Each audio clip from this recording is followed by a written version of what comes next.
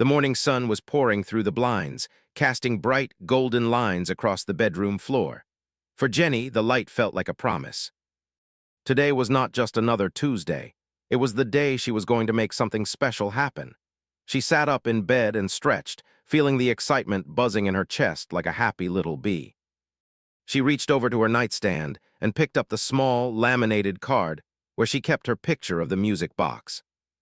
It was a beautiful thing, made of clear glass with gold trim, and when you opened it, a tiny ballerina spun around to a soft, tinkling song.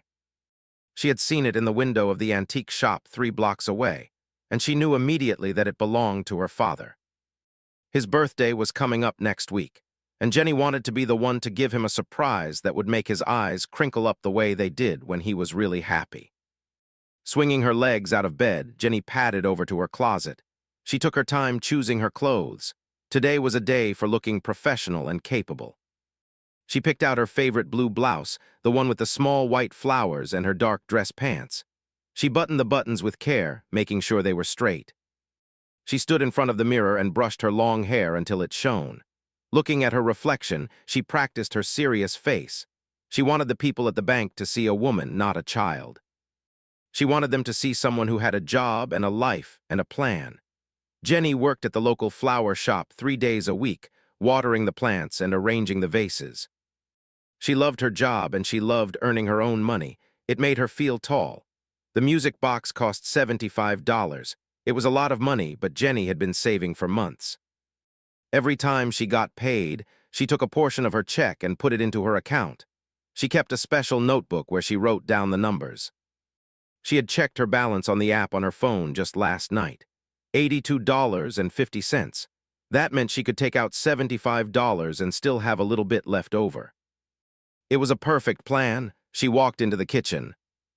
Her father had already left for work, but he had left a pot of coffee on the warmer and a note on the table that said, "Have a great day, Star." Jenny smiled. Star was his nickname for her ever since she was a little girl and loved to stare up at the night sky. She ate her toast slowly, enjoying the quiet morning. She wasn't nervous, not exactly. It was more like a tight feeling in her stomach, the kind you get before you go on a stage. But she knew she could do it. She had done it before, but today felt different. Today, she was going to buy the gift all by herself, without anyone coming with her to help. After she finished her breakfast and washed her plate, she grabbed her purse. She made sure her bank card was in the zippered pocket. She double-checked that she had her ID. She put on her comfortable walking shoes, tied the laces in a neat bow, and walked out the front door of her apartment building. The city was awake and noisy. Cars rushed by on the street, and the sidewalk was crowded with people walking fast, looking at their phones or holding coffee cups. Jenny loved the energy of the city. She walked with a steady rhythm, humming the tune from the music box to herself. As she walked, she thought about her dad. He had taken care of her whole life. He was the one who taught her how to tie her shoes, how to ride a bike, and how to count money. He never got frustrated with her, even when things were hard to learn. He always said she was the best thing that ever happened to him. Now, she wanted to show him that she could take care of him, too. Buying this gift wasn't just about a music box. It was about saying thank you and I love you in a way that mattered. She passed the flower shop where she worked. It was still closed, but she waved at the plants in the window. She passed the bakery and smelled the fresh bread. She passed the park and saw the dogs running. Everything seemed to be smiling at her this morning. She felt strong. She felt independent. Finally, the tall building of the bank came into view. It was made of gray stone and looked very official. There were large glass windows that reflected the sky. Jenny took a deep breath and smoothed down her blouse. This was it. She walked toward the entrance. There were no heavy wooden doors to struggle with here, just sleek, modern glass doors that sensed when someone was near. As she stepped onto the mat in front of the doors, they slid open smoothly and quietly with a soft swoosh sound. The air inside the bank was cool and smelled like paper and polished floor wax. It was much quieter than the street. The sounds of the traffic were muffled, replaced by the clicking of keyboards and the low murmur of voices. There were several lines of people waiting. Some were standing on the thick carpet, others were filling out forms at small desks against the wall. Jenny walked in confidently. She didn't look at the floor, she looked straight ahead. There was a line of 5 people waiting for the tellers.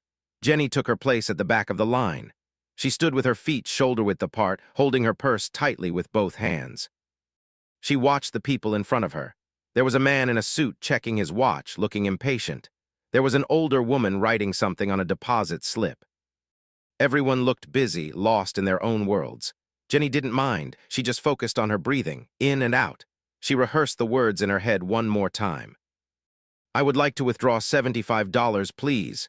It sounded good. It sounded clear. The line moved slowly. The man in front of her stepped up to the counter. Jenny shifted her weight from one foot to the other. She looked around the lobby. On the walls, there were posters advertising loans and savings accounts. The lights were bright, making everything look very clean. Being here made Jenny feel like a grown-up. It made her feel like part of the world that moved fast and did important things. She wasn't just the girl with Down syndrome. She was a customer. She was Jenny. The man in the suit finished his business and walked away, stuffing his receipt into his pocket. Now there was only one person left in front of Jenny. Her heart beat a little faster, but it was a good feeling. She was ready. She touched the pocket of her purse where her card was, just to make sure it was safe. She thought about the glass music box sitting in the window of the antique shop, waiting for her. She imagined wrapping it in blue paper with a silver ribbon. She imagined the look on her father's face when he opened it. "Next," the teller called out. The woman in front of Jenny moved away. It was her turn.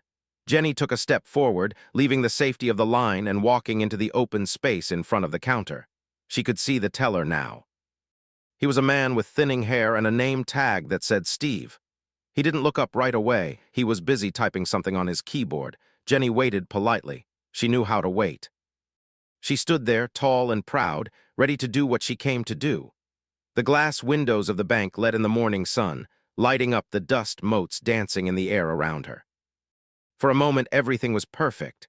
She was just a woman about to do a nice thing for her dad in a world full of light and possibility. Steve finally looked up from his keyboard. He didn't smile. In fact, he looked right past Jenny's face for a second, scanning the area behind her as if looking for someone else, before his eyes landed on her. He let out a long, heavy sigh that rattled through the microphone on the counter. It was a sound that said he was very busy and very important, and that she was an inconvenience. "Can I help you?" he asked. His voice was flat without any warmth in it. Jenny put her hands on the smooth countertop. She stood up a little straighter. She had practiced this moment so many times in her bedroom mirror. She reached into her purse, unzipped the special pocket, and pulled out her bank card. She placed it gently on the counter, sliding it toward him along with her ID card. "Good morning," Jenny said, making sure to speak clearly. "I would like to take out $75, please." Steve looked at the ID, then at Jenny, then back at the ID. He picked up the card by the corner as if it were dirty and looked at the name. He typed something into his computer, then stopped. He looked at her again, this time with a squint. $75, he asked, his voice rising slightly at the end. "Yes, please," Jenny said. She smiled, trying to be polite. "It is for a birthday present." Steve didn't return the smile. He leaned back in his chair and crossed his arms. "Is this your account?" he asked. Jenny nodded. "Yes, it is my account." "Does your father know you are here?" Steve asked. The question was sharp. It wasn't a curious question, it was an accusation. Jenny felt a little prick of confusion in her chest. "Yes," she said slowly, "but it is my money. I work at the flower shop. I save my money." Steve shook his head and made a tusking noise with his tongue. "Look, there is a hold on this account," he said. It was a lie. He hadn't even checked the screen properly. He just didn't want to deal with the paperwork. He assumed, looking at her face, that it would be too much trouble. "I can't give you any cash today. You need to come back with your guardian." Jenny's smile faded. She felt her face getting hot. "But I checked it last night," she said, her voice getting a little quieter but still firm. "The app said I have $82. I just want $75. The line behind Jenny was getting longer. A man in a business suit tapped his foot on the floor. A woman with a stroller sighed loudly. Jenny could feel them looking at the back of her head. She could feel their impatience like a heavy weight on her shoulders. "Ma'am," Steve said, dropping his voice to a loud whisper, leaning over the counter. "You are holding up the line. The system says you are not authorized to make large withdrawals without a cosigner. You need to go home and get your father." I am authorized, Jenny said. She felt tears stinging the corners of her eyes, but she blinked them away. She didn't want to cry in front of all these people. My dad helped me set it up so I can take money out. Please just check the computer again. Steve didn't check the computer. Instead, he turned his head away from her and waved his hand in the air. A moment later, a woman in a dark gray suit came walking over from the offices in the back. She looked stern. She had a clipboard in her hand and a pair of glasses on a chain around her neck. She looked like a principal from a school.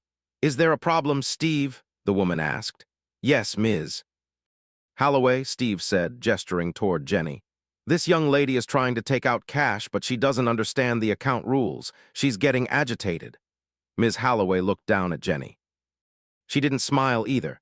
She looked at Jenny's blouse, then at her hands holding the purse, then at her face. What seems to be the issue, miss? She asked, though she didn't sound like she cared what the answer was. I just want $75, Jenny explained, her voice trembling just a little bit now. It is my money for a present. Ms. Holloway sighed, a sound almost identical to Steve's. We can't just hand out cash to anyone who asks, she said, speaking slowly and loudly as if Jenny couldn't hear well. These are complex banking matters. It is very easy to make a mistake. I won't make a mistake, Jenny promised. I know my PIN number, I can sign the paper. It's not about the PIN, Ms. Holloway said. She turned her attention to the line of people behind Jenny. I apologize for the wait, she announced to the crowd. We are just sorting out a confusion. The word confusion hung in the air. People in the line started to mutter. Come on, the man in the suit muttered. Some of us have jobs to get to. Another person laughed a little. Jenny felt her face burning hotter. It felt like her skin was on fire. She felt small. She felt like the little girl she used to be, the one who needed help with everything, not the woman she was trying to be. Ms. Holloway looked back at Jenny. Here is what we are going to do, she said in a voice that was meant to be kind but felt like a knife. Why don't you take your card back, go home? Have a nice juice box, and come back later with your mom or dad, okay? We can't help you today. Jenny stood frozen. The automatic doors of the bank slid open and closed with a soft asterisk swish hiss asterisk sound as a customer left, but Jenny felt like she couldn't move her legs. She looked at Steve. He was looking at his screen, ignoring her. She looked at Ms. Holloway, who was already turning away to go back to her office. But it is my money, Jenny whispered. It was so quiet that nobody heard it. Next, Steve called out loudly, pointing to the man in the suit behind Jenny. The man stepped forward immediately, brushing past Jenny's shoulder. Jenny stumbled a step to the side. She grabbed her card and her ID from the counter where Steve had left them. She shoved them back into her purse. She didn't say thank you. She didn't say anything else. She couldn't. The lump in her throat was too big. She turned around and walked toward the exit. She could feel every pair of eyes in the bank watching her go. She felt like they were all thinking that she was stupid. She felt like they were thinking she didn't belong there. She had wanted to be a grown-up, but they had treated her like a baby. They had made her feel like she had done something wrong just by trying to buy her father a gift. The glass doors sensed her approach and slid open. The cool air of the bank was replaced by the warm heat of the morning sun, but Jenny didn't feel warm anymore. She felt cold. She walked out onto the sidewalk and the noise of the city rushed back at her. Cars honking, people talking, sirens wailing. It was too loud. It was overwhelming. She didn't go far. She just moved to the side of the building, away from the main flow of people. There was a concrete bench there, shaded by a small tree that was growing in a metal grate. Jenny sat down heavily. She put her purse on her lap and held it tight against her chest. She looked at her hands. They were shaking. She took a deep breath, trying to stop the tears, but one escaped and rolled down her cheek, then another. She wiped them away angrily. She wasn't sad exactly. She was mad. She was humiliated. She had followed all the rules. She had been polite. She had worn her nice clothes, but it didn't matter. To them, she was just a problem. She was just someone who didn't fit in their world of numbers and suits. She looked at the bank building. It was so big and so strong. It felt like a monster that had spit her out. She thought about the music box in the antique shop window. It felt so far away now. She couldn't go back in there. She couldn't face Steve again. She couldn't face Ms. Holloway. She just wanted to go home, curl up in her bed, and hide under the covers. Jenny sat on the bench, her head down, letting the tears fall onto her purse. She felt invisible, but not in a good way. She felt invisible, like she didn't matter. The morning had started with so much sunshine and hope, and now it felt like a heavy, gray cloud was sitting right on top of her. She whispered into the air, "I just wanted to get him a present." Her voice was lost in the sound of the traffic. Nobody heard her. She was just one person on a busy street, feeling very small and very alone. She wiped her face one last time and stared at the ground, watching the ants march in a line near her shoes. Wishing she could be as small as they were and just disappear into the cracks in the sidewalk. The concrete bench was hard against the back of Jenny's legs, but she didn't move. She just sat there, staring at the scuff marks on her black shoes. The city kept moving around her, rushing and roaring like a river that didn't care if someone was stuck on the rocks. A bus roared past, blowing a gust of hot wind that ruffled her hair, but she didn't brush it away. She felt frozen, stuck in the moment where Steve had told her to go home and get a juice box. The words felt like they were written on her forehead in invisible ink. She squeezed her purse tight against her chest. Inside was the card that was supposed to be her key to being independent. Now it just felt like a piece of plastic that didn't work. She thought about her father. She thought about how he would tell her it was okay, that they would go to the bank together next time. But that was the point. She didn't want him to have to come next time. She wanted to do it herself. Now she felt like she had failed. She felt like maybe Steve was right. Maybe she wasn't ready for the real world. Tears kept sliding down her cheeks, hot and fast. She wiped them with the back of her hand, but they just kept coming. People walked by on the sidewalk. Some glanced at her and looked away quickly, pretending they didn't see a crying woman. Others stared for a second too long before hurrying past, uncomfortable with the raw emotion sitting there on the bench. Jenny felt like a ghost. She was there, but she wasn't part of the world anymore. A few feet away, a man was walking toward the bank entrance. He was dressed simply, wearing a dark hoodie, jeans, and a baseball cap pulled low over his eyes. He carried a worn-out backpack over one shoulder. He walked with a slight limp, moving a little slower than the rushing business people around him. He was just another person in the crowd, invisible in his own way. He was almost at the glass doors when he stopped.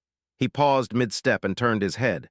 He had seen Jenny sitting there. He saw the way her shoulders were shaking. He saw the tears.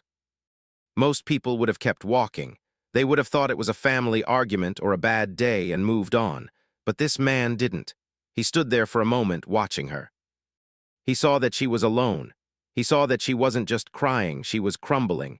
Something about the sight of her struck a chord in him. It reminded him of sadness, of times when things felt unfair. He didn't see a diagnosis or a category of person. He just saw a human being who was hurting. He turned away from the bank doors and changed his path. He walked slowly toward the bench. Jenny didn't notice him at first. She was too busy trying to control her breathing, which was coming in short, shaky gasps. It was that feeling where you cry so hard you can't get enough air, and you feel like you might choke. The man stopped a few feet away from her. He didn't invade her space. He stood there quietly for a second, giving her a chance to notice him. When she didn't look up, he spoke softly. "Hey," he said. His voice was low and raspy, gentle but not weak. "Are you okay?" Jenny jumped a little. She hadn't expected anyone to talk to her. She quickly tried to wipe her face, rubbing her eyes with her palms until they were red. She sniffed loudly and looked up. Standing there was a man in a hoodie. He looked messy, but his eyes were kind. They were dark brown eyes that looked at her without judging. "I'm fine," Jenny lied. Her voice was crackly and thick from crying. The man didn't believe her, but he didn't argue. He just looked at the bank entrance, then back at her. He pointed a thumb over his shoulder. "They give you trouble in there?" Jenny looked down at her lap. She nodded slowly. She couldn't speak yet because if she did, she would start crying again. The man shifted his backpack. "Yeah," he said, nodding his head. "I've seen that happen. They can be difficult sometimes." He looked around, checking to make sure no one was bothering her. Then he did something that surprised Jenny. He didn't stay standing over her, which would have felt scary. He sat down on the other end of the bench. He left a space between them so she didn't feel crowded. He sat down with a heavy sigh, like he was tired too. "It's a hard world sometimes," he said, looking out at the street traffic. "People forget to be nice. They get busy and they forget that everyone else is just trying to get by too." Jenny looked at him. He wasn't looking at her, which made it easier to talk. "They said I couldn't have my money," she whispered. "They said I didn't understand, but I do understand. It's my money." The man turned his head then. He looked right at her. "I believe you," he said firmly. "You seem like you understand perfectly fine to me." Jenny felt a small, warm feeling in her chest. It was the first nice thing anyone had said to her all day. "I wanted to buy a present," she explained. "For my dad, it is his birthday. I saved the money myself." The man smiled. It was a small, crooked smile, but it reached his eyes. "That sounds like a really good plan. Saving up is hard work. You should be proud of that." "I am," Jenny said, but her lip trembled. "But now I can't get it. They sent me away. I can't go back in there." The man was silent for a moment. He tapped his fingers on his knee. He looked at the glass doors of the bank. He could see the tellers inside moving around. He could see Steve leaning on the counter, looking bored. The man's jaw tightened. He didn't like bullies. He never had. He didn't like people who used their power to make someone else feel small. "You know," he said, turning back to Jenny, "running away feels like the right thing to do right now. It feels safer." "It does," Jenny agreed. "But if we run away," the man said softly, "they win. They get to think they were right about you, and they weren't right." Jenny looked at him closely. The sun was catching the side of his face under the brim of the cap. He looked familiar. He looked like someone she had seen on a poster or on a screen in the living room, but she couldn't place him. He didn't act like a celebrity. He acted like a friend. "Who are we?" Jenny asked innocently. The man chuckled. It was a dry, quiet sound. "Well," he said, "I was going to go in there and deposit a check, but I think I can spare a few minutes." "I don't think they should treat you like that." He stood up slowly, grabbing the strap of his backpack. He held out his hand toward Jenny. It wasn't a grab, it was an offer. His hand was rough, but his palm was open. "Come on," he said. "Let's go back in there together. You don't have to be alone this time." Jenny looked at his hand. She looked at the bank doors. The fear was still there, heavy in her stomach. She remembered Miss Holloway's voice and the people in the line staring at her. But then she looked at the man's face. He was calm. He wasn't scared of the bank or the suits. He looked like he knew exactly what to do. She took a deep breath and wiped her face one last time. She reached out and took his hand. His grip was strong and steady. It grounded her. He pulled her up gently from the bench. "Thank you," she whispered. "Don't thank me yet," the man said, a little spark of toughness in his voice. "We've still got to get your money." He didn't let go of her hand right away. He waited for her to steady herself. Then he turned toward the bank.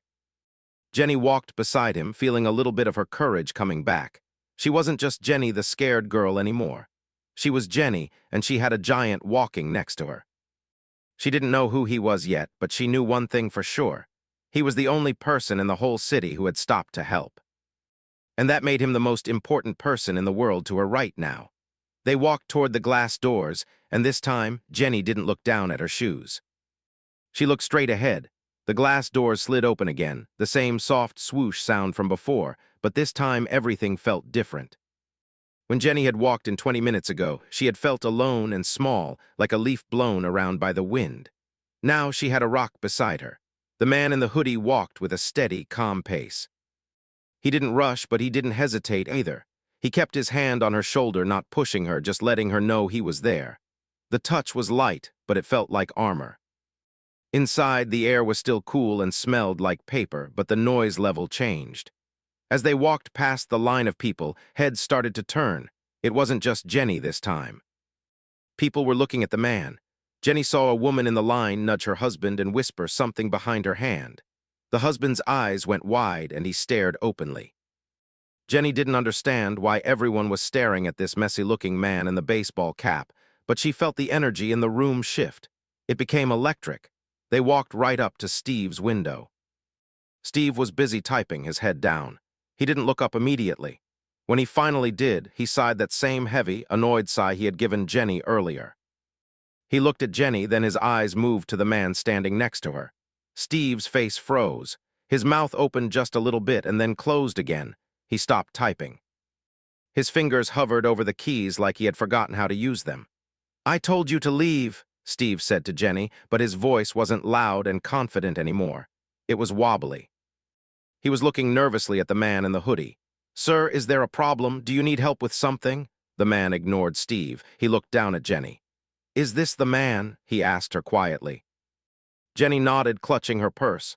"Yes, this is Steve." The man nodded once. He turned his attention to Steve. He didn't yell, he didn't bang on the counter. He just spoke in a low, clear voice that seemed to cut through the air conditioning hum. "This young lady tells me you refused her money. Is that true?" Steve swallowed hard. He looked past them, searching for Ms. Holloway. It was a complication with the account," Steve stammered. "She didn't have the right authorization." "Did you check her ID?" the man asked. "Yes, but did the card work?" "Well, yes, technically, but then there is no complication," the man said. He leaned in slightly, resting his hands on the counter. "She has money. You have a job to give it to her. Do your job." Steve's face turned red. He looked terrified. He started typing furiously, his hands shaking. I can do a cash advance," he mumbled. "I just need a signature." "No," the man said. He didn't move. "We are not doing a cash advance. We are doing a standard withdrawal, and I want to speak to the manager." "The one who told her to go drink juice." Steve looked like he might be sick. He pushed a button on his phone and whispered something into it urgently. A moment later, Ms. Holloway came marching out of her glass office in the back. She looked annoyed, ready to scold a customer. "What is the issue now?" she started saying as she walked up. "I told you that we cannot help you if you are going to be disrupt." She stopped mid-sentence. She stopped right in the middle of the word. She saw the man standing there. She saw the profile of his face under the cap. She saw the way the other customers in the lobby were pulling out their phones, some holding them up to take pictures. The color drained from Ms. Holloway's face. Her mouth opened and closed like a fish out of water. "Oh," she breathed. "Mr. Reeves, I didn't realize." "It's okay," the man said. His voice was incredibly calm. It was so calm that it made the silence even louder. "People don't always realize, but I think you do realize that you treated this customer very poorly." Ms. Holloway straightened her jacket, trying to compose herself. She smiled a fake, shaky smile. We were just trying to follow protocol, sir. Sometimes with customers who have special needs, we have to be extra careful about fraud." "There is no fraud here," the man said. He gestured toward Jenny. "She works, she saves. She knows exactly what she wants. You didn't protect her. You humiliated her. You made her feel like she didn't belong in your world." The bank was dead silent now. Everyone was watching. Even the security guard at the door was staring. Jenny stood there, her heart beating so hard she could feel it in her ears. She looked at the man. She didn't know what a Mr. Reeves was, but she knew that he was powerful. She saw the way Ms. Holloway was shaking. "I have been banking here for a long time," the man continued. He looked around the lobby. "I like this neighborhood, but I don't like how you treat people. If you cannot treat this woman with the exact same respect you would show me, if you cannot give her the $75 she asked for politely, then I am going to have to close all my accounts." Today, a gasp went through the line of people. Ms. Holloway's eyes went wide. "No, please, there is no need for that. We can fix this. We want to fix this." "Fix it," the man said. "Right now. Apologize to her, not to me, to her." Ms. Holloway turned to Jenny. The arrogance was gone from her face completely. She looked flustered and scared. I am very sorry, miss," she stammered. "I was wrong. We were wrong. You are a valued customer. We will process your request immediately." Jenny looked at the manager, then up at the man. He gave her a tiny nod. It was a nod that said, "You are in charge." Jenny took a deep breath. She reached into her purse and pulled out her card and her ID. She placed them on the counter just like she had done the first time, but this time her hand didn't shake. "I would like $75, Jenny said. Her voice was clear. It rang out in the quiet bank. Steve scrambled to grab the card. He typed so fast his fingers were a blur. He didn't ask any more questions. He didn't sigh. He counted out the cash with trembling hands and pushed it across the counter along with the receipt. "Here you go, ma'am," Steve whispered. He actually looked like he might cry.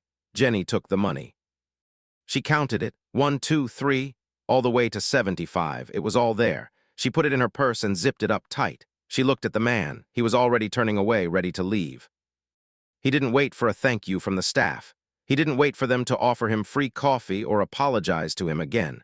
He had done what he came to do. "Thank you," Jenny said to him, looking up into his eyes. He looked down at her, and for the first time he smiled a real, warm smile. He reached out and gently squeezed her arm. "You got this, okay?" he said. Then, without another word to the bank staff, he turned and walked toward the glass doors. The crowd parted like the Red Sea to let him through. Jenny watched him go. She felt the weight of the money in her purse, but she felt something heavier in her chest, a feeling of pride.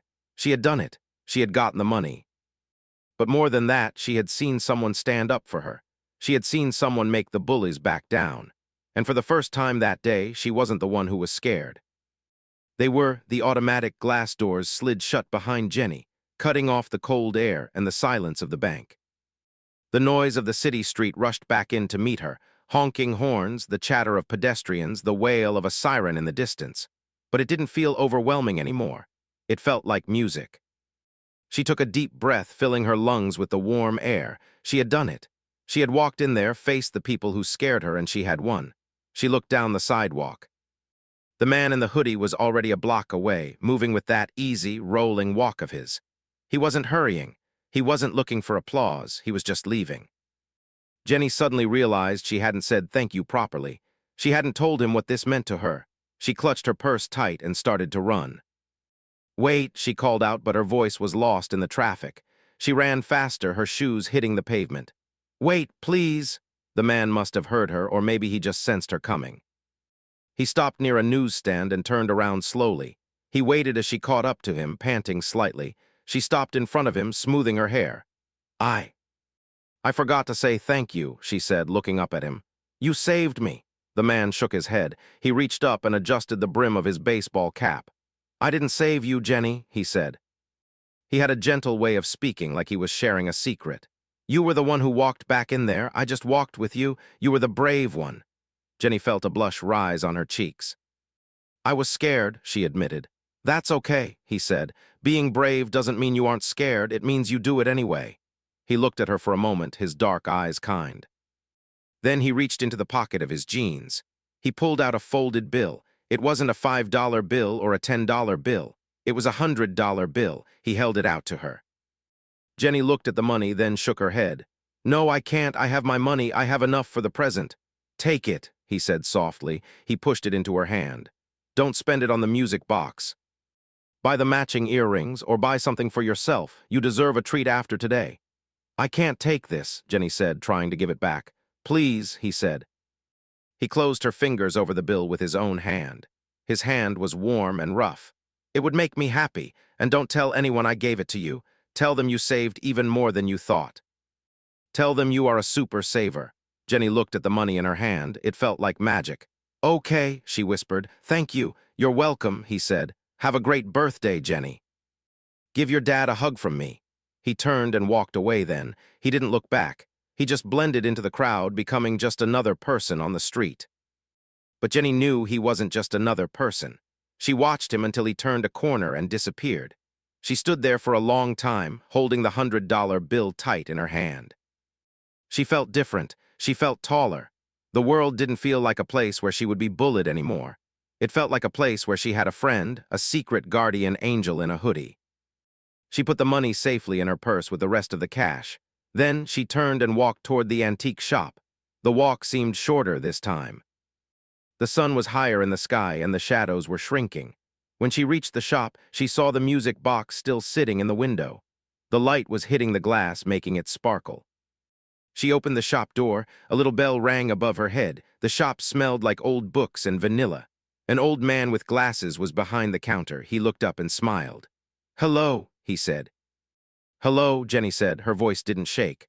"I would like to buy the music box in the window, please, the one with the ballerina." "Excellent choice," the man said. He didn't treat her like a child.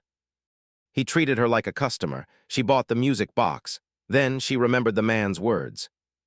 She looked around the shop and saw a pair of silver earrings in a glass case, simple and shiny, just like the trim on the box. She bought those too. When she walked out of the shop, she carried a small white bag with a string handle. Inside was the gift for her dad, and a gift for her from a friend. That evening, Jenny's father came home from work. He looked tired. He hung up his coat and sat in his favorite chair. "Long day," he sighed. Jenny sat on the footstool next to him. "I had a big day too, Dad," she said. "Did you?" he asked, smiling at her. "What did you do?" "I went to the bank," she said. She paused for a second, remembering the fear, but then remembering the victory. "And I went to the antique shop." She handed him the white bag. "Happy birthday!" He looked surprised. He opened the bag and pulled out the music box. He lifted the lid. The tiny ballerina spun around, and the soft song filled the quiet living room. Her father's eyes crinkled up at the corners, just like Jenny had hoped. He looked at the box, then at her. "You did this?" he asked. "You bought this?" "I did," Jenny said, "all by myself. I faced some dragons, but I defeated them." Her father laughed, a happy, warm sound. He put the music box on the table and pulled her into a hug. It was a tight squeeze, the best kind of hug. "I am so proud of you, Jenny. You are amazing." Later that night, Jenny sat in her room. She put the silver earrings on her dresser. They caught the light from the street lamp outside. She looked at herself in the mirror. She didn't see a girl who was different. She didn't see someone who needed to be protected or sent away. She saw a woman who had gone to the bank, stood up for herself, and walked out with her head held high. She saw someone who had met a very special person who reminded her that she mattered. She opened the music box one last time. The music played clear, sweet, and strong. It wasn't just a song anymore, it was her song. It was the sound of being brave, it was the sound of kindness. Jenny smiled, and for the first time in her life, she didn't just hope to be strong. She knew she already was. She closed her eyes, listening to the music, and fell asleep feeling safe and happy and very, very loved.